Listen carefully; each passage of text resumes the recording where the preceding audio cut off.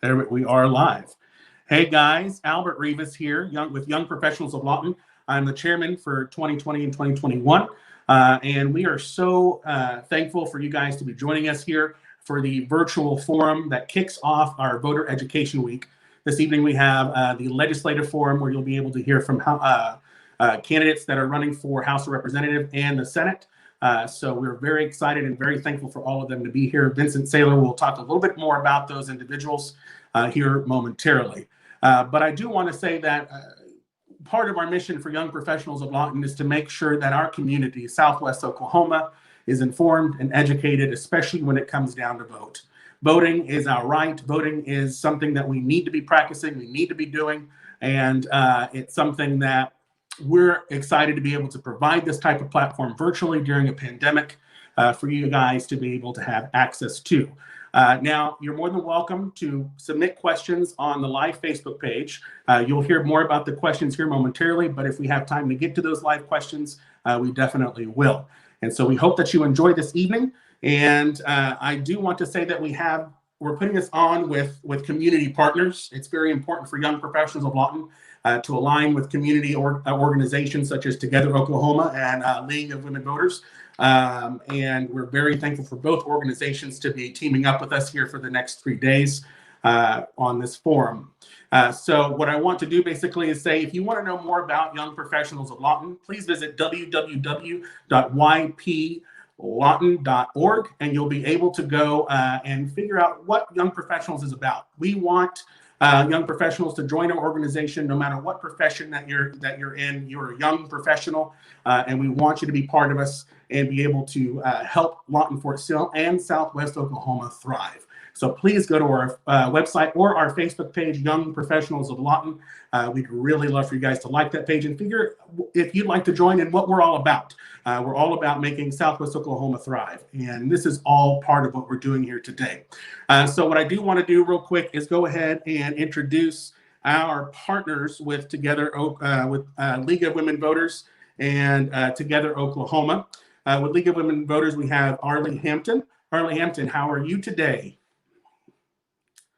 And you're muted real quick. Just give me 1 second. There we go. I'm fine. Thank you.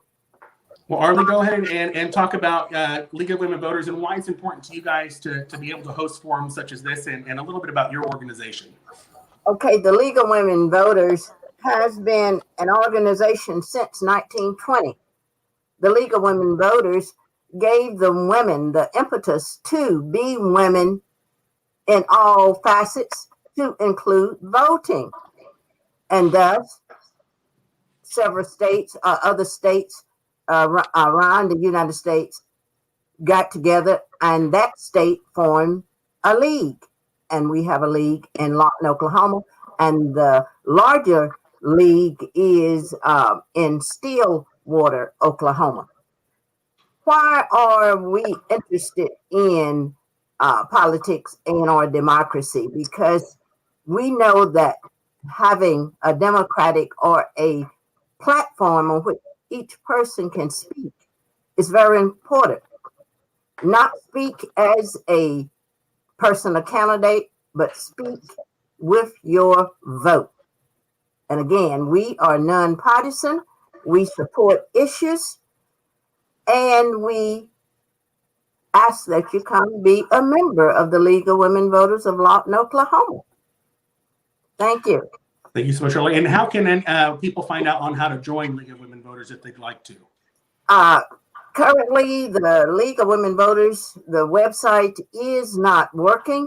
However, I will give you my email, Hampton, underline at sbcglobal.net.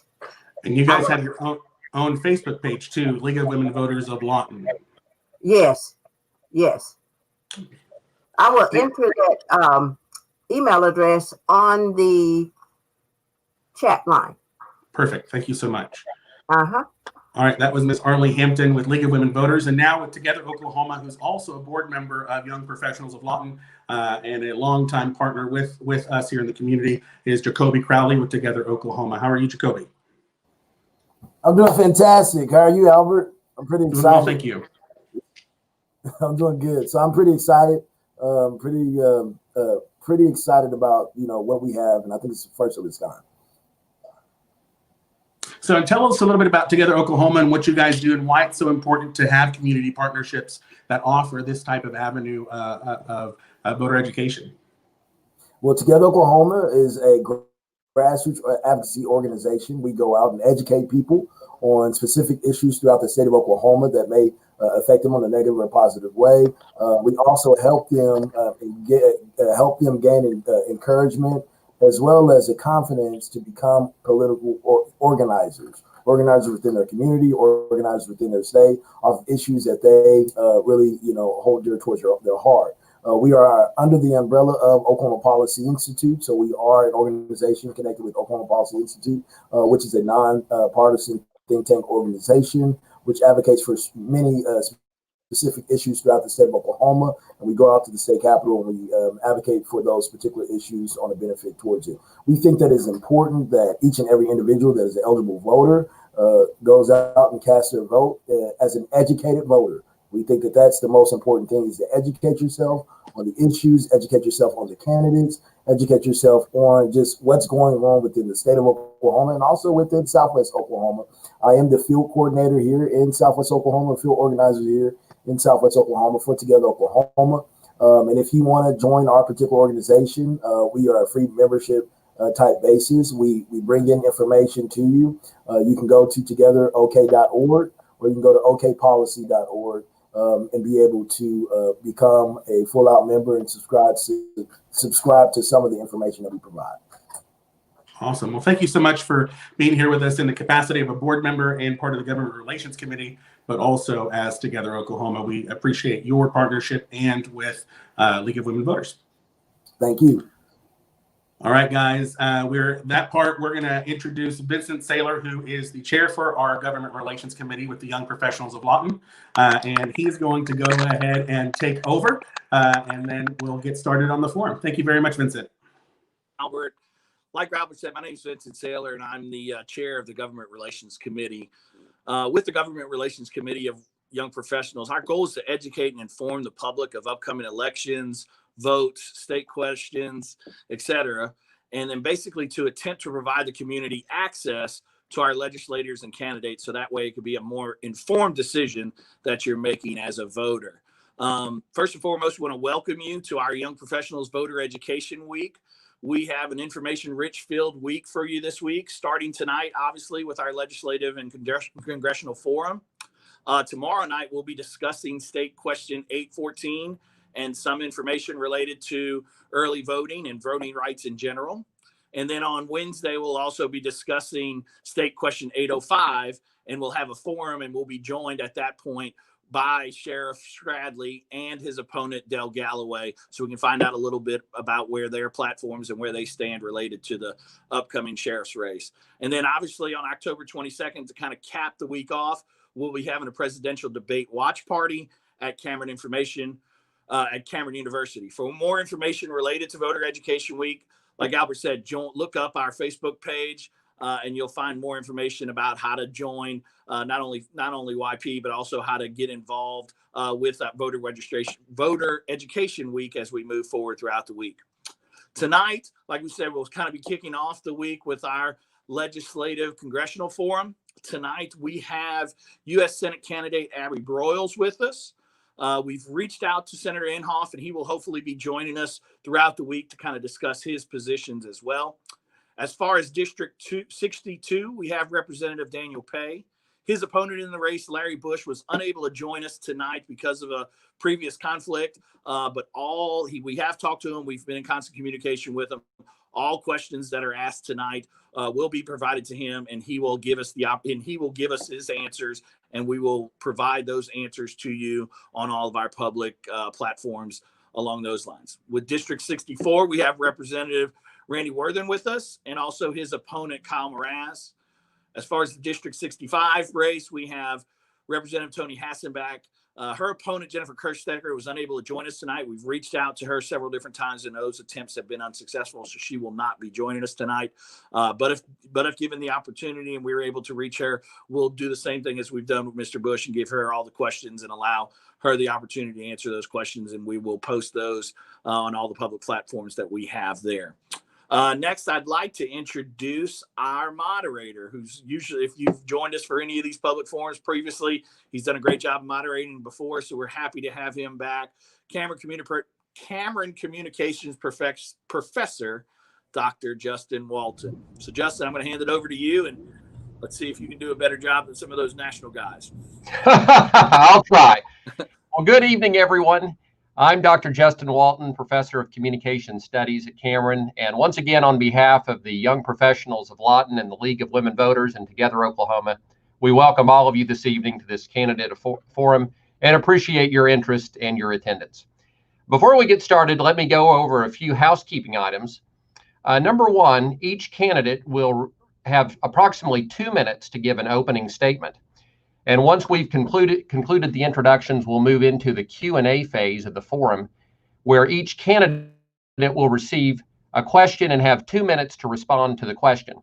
Now, tonight's 4 questions, which none of the candidates have seen in advance, were compiled this evening by representatives of our sponsors and will be asked of the entire panel. Also, we encourage you to submit any questions that you may have on our Facebook page, and we'll try to work those in if we possibly can. So without further ado, let's go ahead and get started.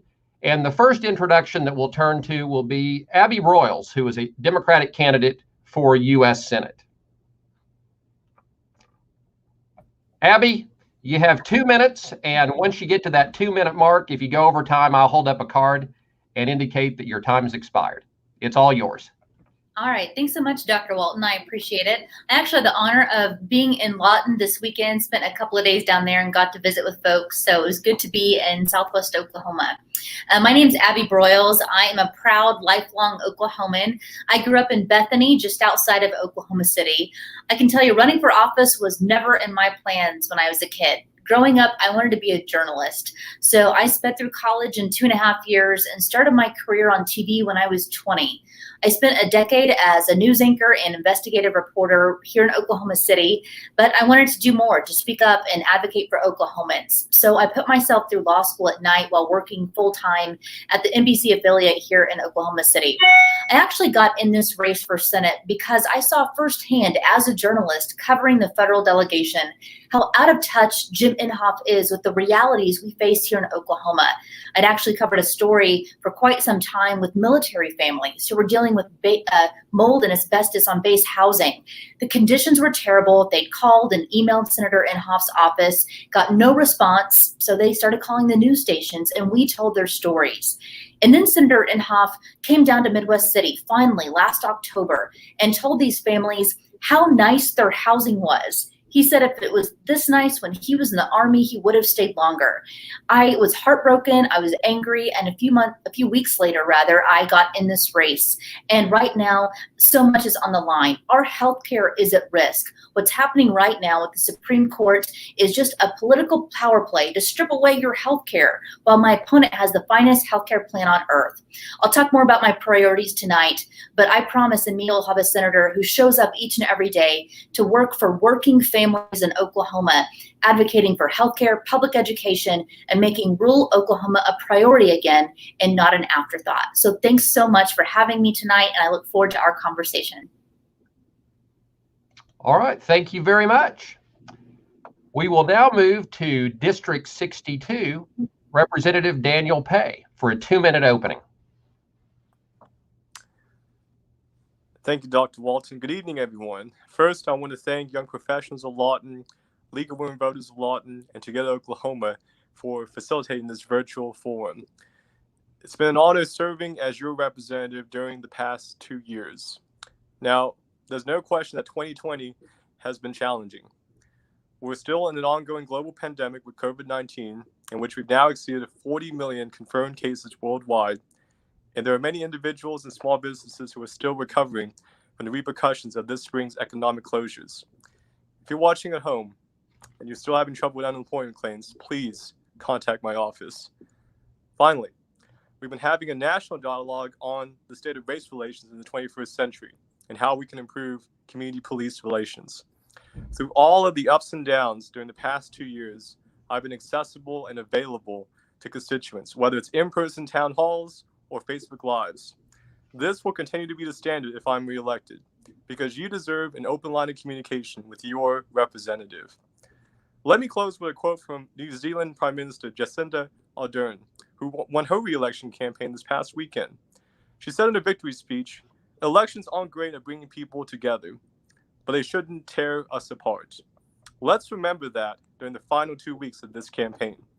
I humbly ask for your vote to keep persevering for Lawton. Thank you. All right, thank you very much. We will now move to District 64, Representative Randy Worthen for a 2-minute opening. Thank you for the opportunity to be there tonight and with everyone, and want to also thank Young Professionals of Lawton, League of Women Voters, and Together OK for sponsoring this event. I'm running for re-election House District 64. I'm a 2-term representative for House District 64 and was elected in 2016, began to serve in January of 2017. I currently serve as chairman for Judicial Appropriations and Budget Committee, which oversees the budget for the courts, district courts, Supreme Court, Court of Appeals, the Workers' Comp Courts, Attorney General's Office, Indigent Defense, Pardon Parole, and also the District Attorneys Association. Prior to running for state representative, I worked as an assistant district attorney for Comanche and Cotton counties. I served the people in that position for about 29 years, advocating for victims of crimes and representing the people of the state of Oklahoma. Prior to my service in the district attorney's office, I spent 3 years in private practice in Duncan, representing clients in both civil and criminal cases. I was born and raised here in District 64, going to school at BC Swinney, Tomlinson, Lawton High, and Cameron University before attending law school at the University of Tulsa. I'm married to my wife Janet for 37 years. We have 4 children, 2 that are already out of the home, and then 2 children that are still in the house. Jenna, who's just recently turned age 16, and Kara is almost 15. The girls are involved in competing in equestrian events, and so I enjoy helping them with their horses. Also kind of keeps me involved in my agricultural roots, and it's been a pleasure to serve for most of my career the people in Comanche County and those that reside in House District 64. All right, thank you very much for that introduction. We'll now move to the Democratic candidate for District 64, which is Kyle Mraz. Kyle, are you with us? I am. All right, you now have a 2-minute opening. Thank you for having me. My name is Kyle Mraz. I am a registered nurse working at our county hospital here in Lawton. I went to Lawton MacArthur High School, attended Cameron University before going to Oklahoma State for my bachelor's degree. My reason for running is really simple. It's my experience at the hospital. I've been working at the hospital since 2017, and in that time, I've seen patients admitted time and time again because they can't afford their medications. In the ICU, I've seen patients not be able to afford their insulin and end up in DKA in the ICU. I've seen patients not be able to afford their blood pressure medications and end up in hypertensive crisis in the ICU. We have a healthcare system that is failing our community, and that's my reason for running. Shortly after putting my name on the ballot, COVID happened. For the past several months, since March, I've been working, taking care of COVID patients in the ICU at our hospital. My reason for running and my #1 priority for our state is improving our healthcare system. And I look forward to serving as your next representative. Thanks. All right, thank you very much. We'll now turn to Representative Tony Hassenbeck representing District 65. Tony, you have 2 minutes for an opening statement. Thank you, Dr. Walton. I would like to thank everyone who made made tonight's forum possible. I have such a heart for the League of Women Voters. It's really hard to think that less than 100 years ago, women were being beaten in the streets just to go vote. So thank you, ladies, for being a part of this, and thank you, young professionals. As Dr. Walton said, my name is Tony Hassenbeck. I'm currently the representative for District 65. I'm asking all of the voters to help return me to the House of Representatives. As a member, I was appointed the vice chair of the Appropriation and Budget Committee for Education. I'm also a member of the Agriculture Committee, City and County Government, and the Public Safety Committees. I've been married for almost 28 years to my husband, Hank. He's a veterinarian here in Elgin. We have 3 children, Vivian, who just recently graduated from Oklahoma State University, William, who recently graduated from Career Tech, and we have Henley, who is currently attending middle school at Elgin Middle School. Each of my kids are great and wonderful, and I work every day to make sure that they can have jobs and stay right here in the state of Oklahoma. It has been an honor and a privilege to serve the people of the state of Oklahoma for the last 2 years, and I look forward to the future. Thank you so much. All right, thank you very much. Well, that concludes the opening segment of tonight's forum. We'll now move into Q. The first question is actually directed at Abby Broyles, and Abby will be given 5 minutes to respond to this question. Abby, the question is, why should young professionals vote for you for U.S. Senate? That's a great question. And, I am a young professional. I relate to you on so many levels. Like you, I have student loan debt from when I went to law school. Like you, paying for health insurance is difficult. When I left my job for 10 years in journalism, I'd always worked for a news station and had to go out in the marketplace and shop for health insurance when I opened up my own law practice. It is a daunting task to find a policy that offers actual coverage and a policy that you can actually afford. These are realities that we face. It's going to be our generation that fixes the climate crisis that we're in. It's time to fight the adverse effects of climate change. And right now we have someone in this seat, and my opponent, who doesn't even believe climate change is real. You might remember Senator Inhofe is the one who brought the snowball onto the Senate floor a few years ago, trying to say that climate change is all a hoax.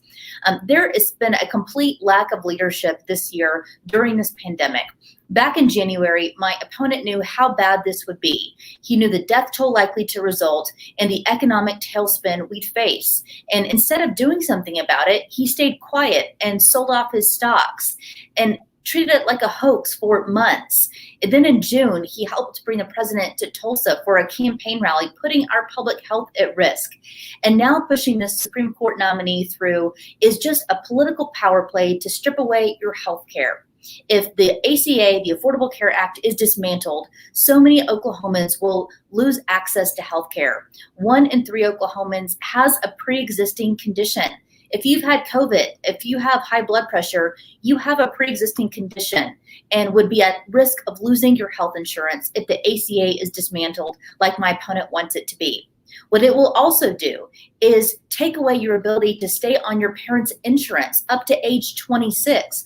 For so many people, that is vital because right now, the job market is not great. If you are struggling right now, if you're out of a job, maybe you have a sibling graduating from college and they don't have a job, they might need to stay on their parents' health insurance to make sure that they have coverage.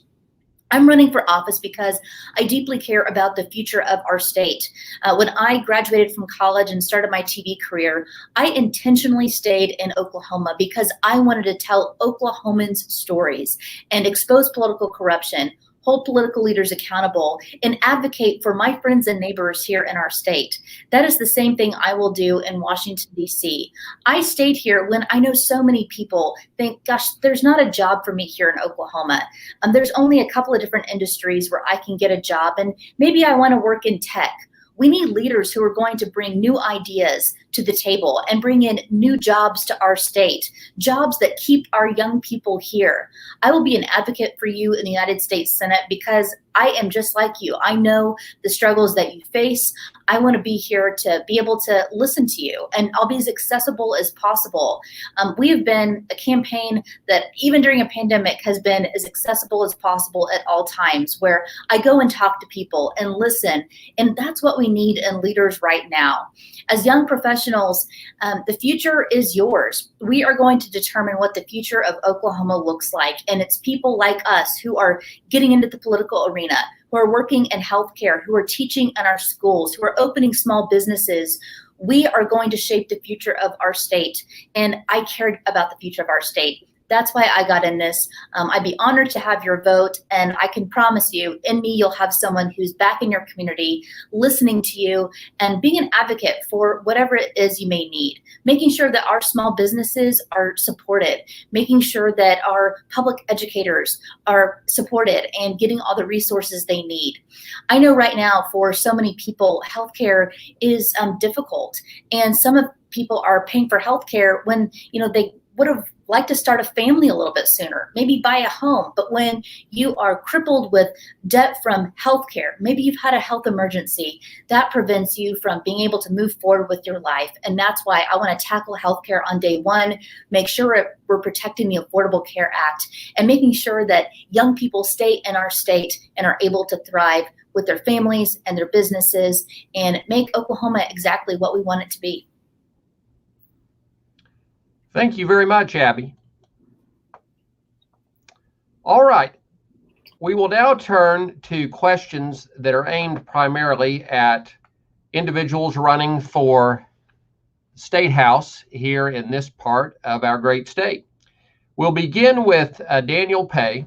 Daniel, you'll be given, again, 2 minutes to respond to this particular question. The question is, job growth and economic development are critical issues for our state's economy. What ideas do you have for developing and sustaining small businesses in Southwest Oklahoma? Thank you for the question, Dr. Walton. It's a question that I hear oftentimes from young professionals, especially here in Lawton. I know many of my friends who have wanted to stay in Lawton, but because of the lack of high-paying, high-quality jobs, they go to Oklahoma City, they go outside the state, and I feel like we have a lot of potential to be the hub of Southwest Oklahoma.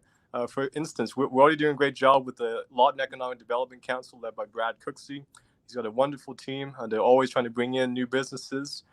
We also have a very robust capital improvement program that was passed by the voters of Lawton way back in February of this year. And that's going to be long-term for the next 10 or 15 years, investing in economic development opportunities. More recently, we have FISTA, the Fire Innovation for Science and Technology Authority, that can bring in high-tech military defense technology jobs to this area. So I think the key is for us as state leaders to partner with our municipal leaders in making sure we continue to promote economic development, quality of life initiatives. Now, it also has to do with promoting our workplace environment. So that's why, as a legislator, I've actually advocated for things like paid family leave, fair wages, because these are very important to our employees and the quality of life when it comes to our businesses. And as the son of small business owners here in Lawton, my mom and dad opened up a dry cleaning business back in 1983. I grew up learning about the importance of small businesses and how it contributes to our local economy. So this is a very personal issue to me, and I look forward to continuing working on this if re-elected. All right, thank you very much.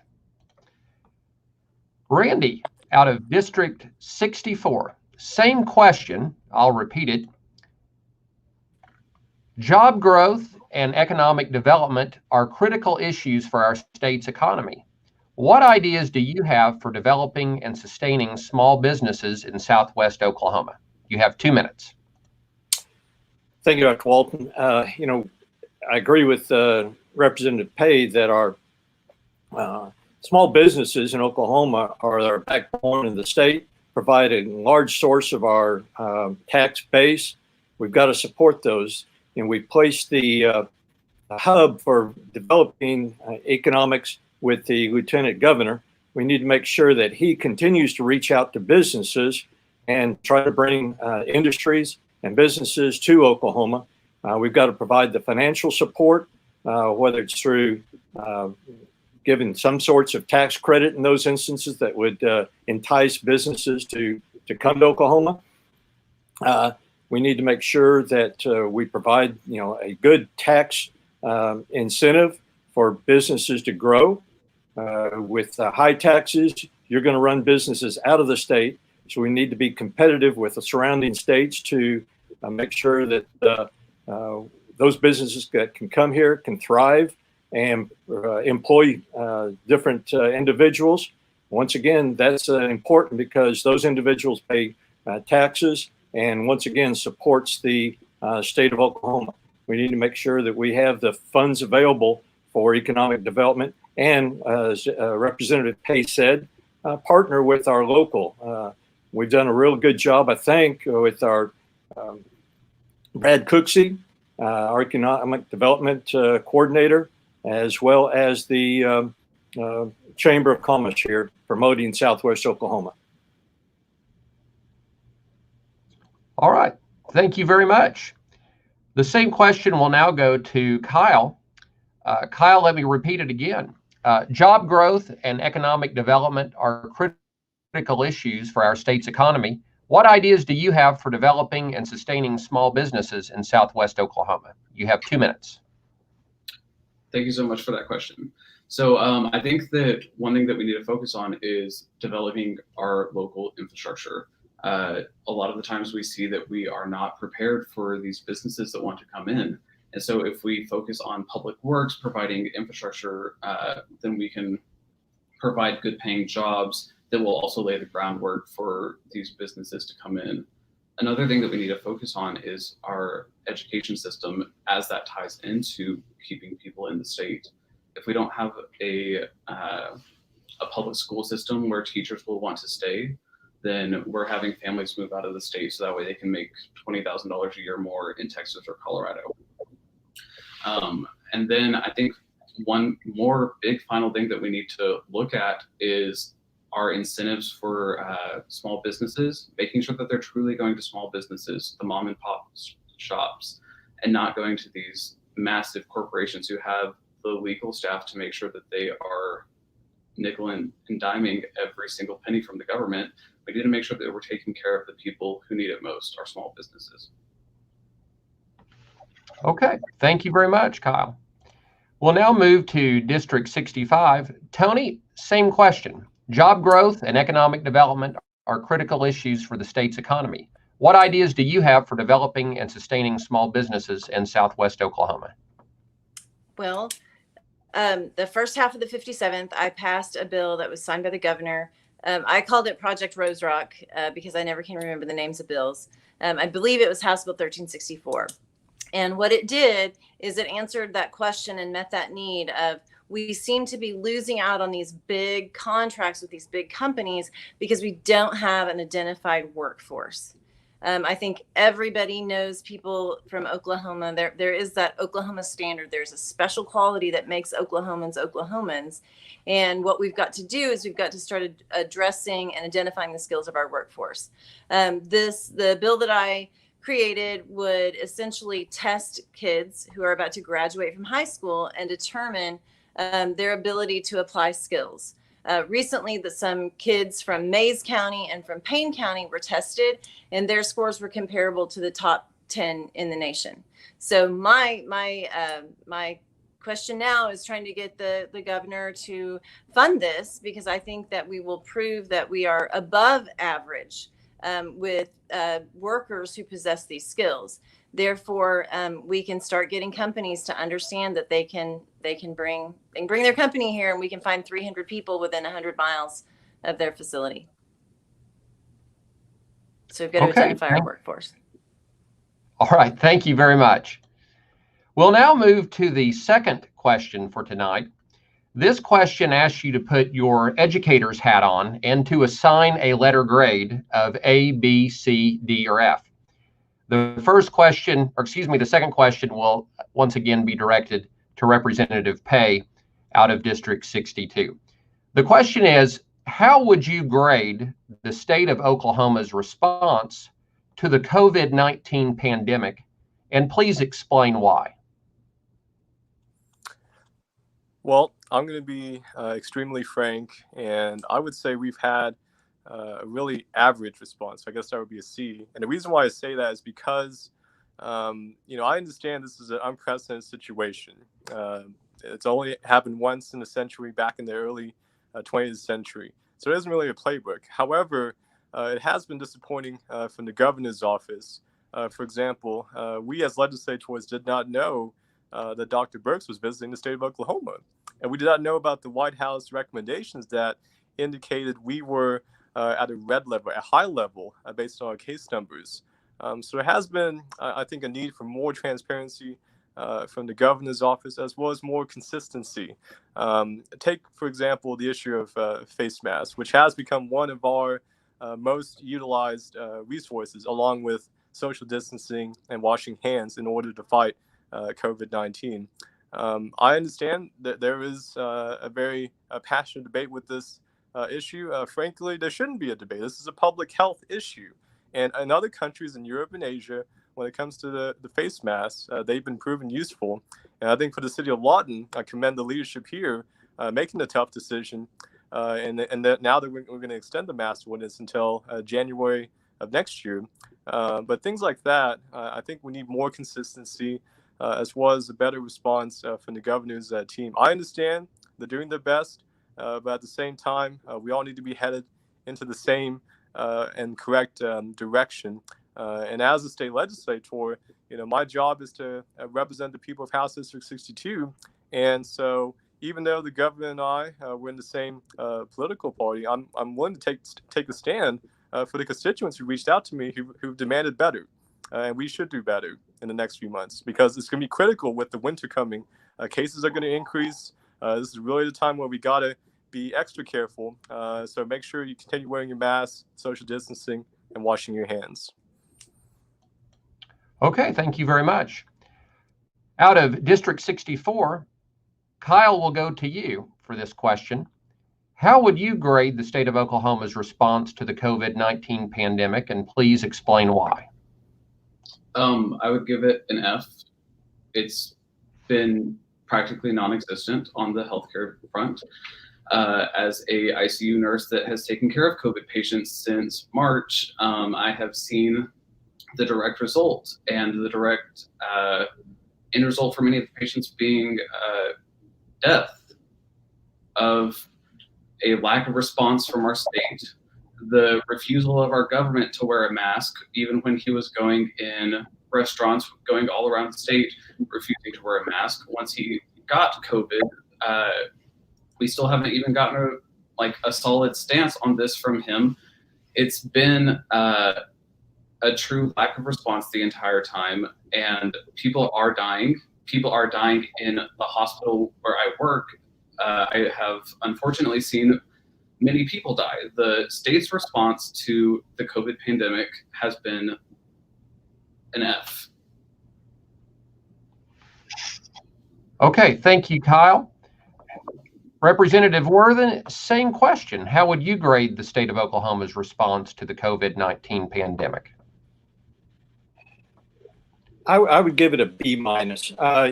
We've gone out there, we provided some of the necessary items for the hospitals, for healthcare workers, masks and respirators and the things that the hospitals needed.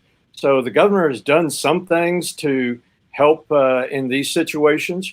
I think the lack of leadership in encouraging mask use, I think has been a little bit neglectful. We all have to be responsible for our own health. We can't rely completely on the government to do these kind of things. So even though it's our responsibility, we still need some government leadership and encouraging mask use. It obviously makes some difference, but it's up to the individual to take care of himself and not completely on the government, whether it's local or state government. So could there be things that are done better? Yes. Having never gone through this before, the country or the state, like Daniel said, there's no playbook on this. So being able to try to do something and do it on the wing. I think the state's done a fair job. Okay, thank you very much. Representative Hassenbeck, same question. How would you grade the state of Oklahoma's response to the COVID-19 pandemic and why? Well, as a former English teacher, one thing I definitely do miss is getting to grade students' essays.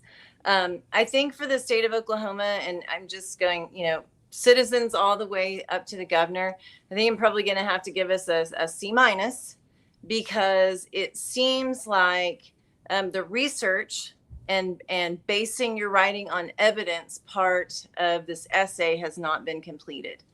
There are certain aspects of how we have managed this pandemic that have been amazing. For instance, in some of our emergency rooms and the trauma center at OU, one of the recommendations was to make sure that the most qualified people were applying the trach tubes for people who are about to go on ventilators. And having a nurse anesthetist or an anesthesiologist or someone who has extensive training in how to place those tubes has really been the difference between life and death for a lot of patients who had complications with the COVID, as well as other issues that they were having that would place them in the hospital to have a ventilator. And also those people placing those healthcare providers placing those trach tubes were wearing suits that would keep them from contaminating the next patient. And this is a protocol that was not being followed in some of the bigger cities, such as New York City, that had much higher death rates once folks got into the hospitals. So I think that we can be commended on so many things that we've done down the line. And then sometimes some of our recommendations and some of our protocols have just not been based on science and research and fact. And so C-. Okay, thank you very much. We'll now move to the third question of the evening. This question deals with public education. And the question is, as a candidate for office, what are your top 2 priorities for improving public education in the state of Oklahoma? And once again, we'll begin with Representative Pay. Absolutely. And 2 years ago, when we were running for office, this was the most critical policy issue for the 2018 elections. And Representative Hassenbeck and I, we came in with the largest freshman class. And we all wanted to invest back into public education. And so we passed the largest public education budget in state history last session, on top of another teacher pay raise. So progress has been made, but we still have more to do. And so when I became a legislator, I wanted to find out exactly what it was like being a teacher. And so that's why last fall I volunteered as a substitute teacher throughout Lawton Public Schools, elementary, middle, and high school. I can tell you I learned a lot from substituting 4th grade classrooms, and I now have a better understanding of what it's like being a teacher. I would say number 1 would be investing in rural broadband. We've seen with distance learning the need for high quality, high speed internet throughout the state of Oklahoma, because there are some folks in the state that do not have access to high speed internet. And with distance learning continuing to be a component in the school year for the next foreseeable future, we need to make sure we invest in that. Number 2 would be more transparency when it comes to our virtual charter schools.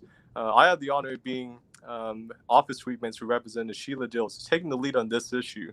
And we need to make sure when it comes to our charter schools, our virtual charter schools, that we demand oversight and accountability and figure out what exactly taxpayer dollars are being used for. We saw the recent audit with Epic charter schools and what happened there. So I would say, increasing investments in rural broadband and broader oversight and accountability when it comes to virtual charter schools, making sure they're on the same level playing field as public schools. Okay, thank you very much. Representative Worthen, same question. As a candidate for office, what are your top 2 priorities for improving public education in the state of Oklahoma? Thank you, Dr. Walton. The fact that we were able to pass the teacher pay raise, we need to continue to make sure we got funding for that. That's got to be a priority. We've worked hard to get that funding. We're one or two, probably number two in the region for our teachers. So we've got to make sure we maintain that. We've also got to make sure that we continue to fund the public schools. The other little interesting fact is obviously the virtual charter schools. We've got to agree with Representative Pay. We've got to make sure that we've continued to oversight the virtual schools. One of the things that I'm interested in is whether virtual charter schools should be funded at the same rate as public schools. I don't think they have the same expense, but they do provide a good education substitute for public schools. A lot of parents are not comfortable with having their students put back in public schools yet. So that's understandable with the COVID. So we're going to have to make sure we have alternatives and fund those, but at the same funding rate as public schools, I'm not comfortable with that. So making sure that we continue to fund the teachers' pay raises and continue to pay the funding for the education we've already started, and then oversight for the virtual charter schools. Okay, thank you very much. Mr. Mraz, same question. What would be your top two priorities for improving public education in the state of Oklahoma? My top two priorities would be increasing our education funding so that way we can increase teacher and support staff pay. We're seeing a lot of teachers leave the state for Texas and for Colorado, where they can make significantly more money. At OSU, the vast majority of my friends were education majors, and I think there's only one of them that is left in the state working. So we've got to find a way to keep our young professionally educated teachers in the state of Oklahoma working in Oklahoma classrooms. Another place that we can improve on is making sure that our public money goes to public schools and not to vouchers for private schools. When we divert money away from public schools, it hurts the children of Oklahoma. And so by keeping our money in public schools, I think that we can see a benefit for all children of Oklahoma. All right, thank you very much. Representative Hassenbeck, same question. As a candidate for office, what would be your top two priorities for improving public education in the state? Well, research tells us that the number one factor in student achievement is a quality teacher. So my priorities as a school teacher, as an instructor for Great Expectations in the summer, for teaching that methodology to other teachers, and my role as a representative is to keep policies in place that make sure that there's a quality teacher in front of every student as many years in a row as we possibly can. That is truly what makes a difference in children. A quality teacher meets that child where they are. Together they can overcome obstacles, and this is where we need to focus. Everything needs to be on teacher quality.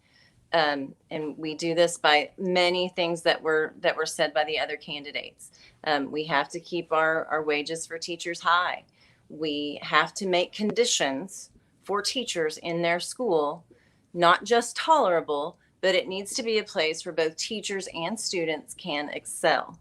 And I think that's our next place for growth and improvement, is how to create quality school cultures in schools all over the state. Thank you. All right, thank you very much. We'll now move to our fourth and final question for tonight. By most accounts, transportation infrastructure in the United States is in serious disrepair. As roads and bridges across the country continue to age and deteriorate, governments at all levels are struggling to pay for maintenance and upkeep, not to mention investments in much-needed upgrades and new projects. In terms of Oklahoma's transportation infrastructure, what do you feel is most important for us right now? Investing in new roads and highways and bridges, or rehabbing and repairing existing systems, and why? Representative Pay. That is a fantastic long-term question. And because of the leadership right now at ODOT, I believe both are necessary and achievable. When it comes to damaged and declining bridges, we were in the bottom half of the country when it came to that.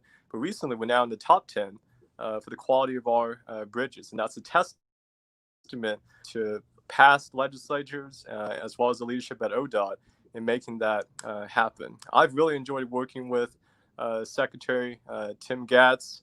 I think he has a phenomenal team over at ODOT. And I think we have in the legislature, you got Representative Avery Fricks, Representative Todd Rust, they're in charge of transportation as well as the transportation budget.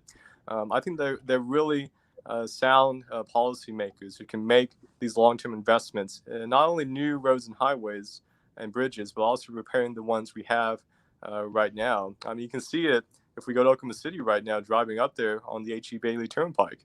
They're making tremendous progress as we speak. So I have full faith and confidence in the leadership right now at ODOT, as well as the legislative team in the House and the Senate. I think we can make it work. And the challenge will be in the coming years with the budget, with COVID-19 affecting the economy. Nevertheless, I think we've made enough strides in the right direction that we continue making good progress. All right, thank you very much. Now we go to District 64. Mr. Mraz, same question. In terms of Oklahoma's infrastructure, what do you feel is more important for us right now? Investing in new roads and highways and bridges, or rehabbing and repairing existing systems? Well, much like Representative Pay, I think that both are important. We have roads that in some cases are not the best. And if we have a multi-city community where people are driving in from, say, Elgin to work, from sometimes Oklahoma City to work, or driving up to Oklahoma City to work, we need to have good roads and highways. And so we need to be able to repair them. And we also need to be able to build new infrastructure that supports the future. I think that this is a great public works development that we can do to provide good paying jobs to Oklahomans in order to improve our state. All right, thank you. Representative Worthen, same question. Thank you, Dr. Walton. The ODOT has done a great job on their 8-year plan for maintaining, trying to rehab our existing roads. And I think that's got to be the continued focus of our roads and bridges. We've got roads in connect most cities in the state of Oklahoma, but they definitely need some care in our bridges. We've done exceedingly well in bringing our roads up to a standard from where they were. We had thousands of bridges that were deficient. We're now down into the hundreds. And so we've made great strides in that. I think maintaining our existing roads, I think, has got to be critical. Obviously, Oklahoma Turnpike Authority, which is a unfunded state agency, kind of a hybrid agency, and they're already continuing to make roads. They're doing the new road from I-40 up to I-44. That'll be a good asset to help relieve some of the traffic around Oklahoma City. So we're making strides. We got a long ways to go. Part of the problem has been, the budget. It's been very tight.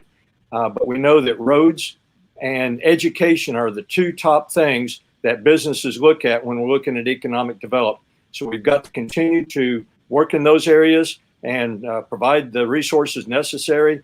And that will also assist us on our economic development. All right, thank you very much. Representative Hassenbeck, same question. Well, first of all, I'd like to point out that Oklahoma is number 9 in the country. I couldn't tell if Daniel said this or not. We're number 9 in the country for rehabilitated bridges. So we've really moved up on that scale. So I think that's great. And I think this question kind of touches on that thing that we deal with at the Capitol so much. It's that rural versus urban. I think if you live in South Cotton County, and you live on a gravel road that washes out when we have 2-inch rain, you're ready for a new road there. I think if you live in Elgin, Oklahoma, and you're trying to drive from school to the turnpike gate at 7:40 in the morning, you're ready to get that road refurbished and change it and get it ready so we can move more quickly up and down the road. So it's hard to say what is most important. But what I do know is I do have a great deal of faith in the leadership cascade at the Department of Transportation and that creation of that 8-year plan.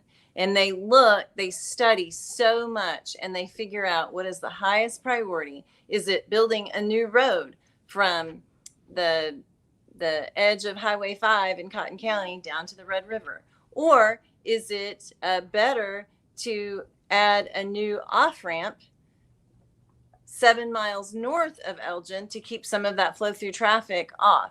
And they consistently do what is needed after studying. So I'm happy to follow their lead on those things because they have so many experts studying that kind of thing. All right, thank you very much. Well, that wraps up the Q&A phase of tonight's legislative forum. We want to thank our candidates for joining us this evening in this legislative forum. It takes a community working together to achieve a common good. And as citizens of the state, we sincerely appreciate your interest and your dedication to public service.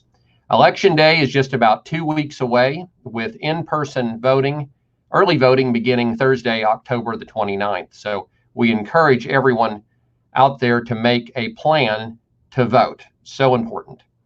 With that being said, I'll now throw it back to Albert.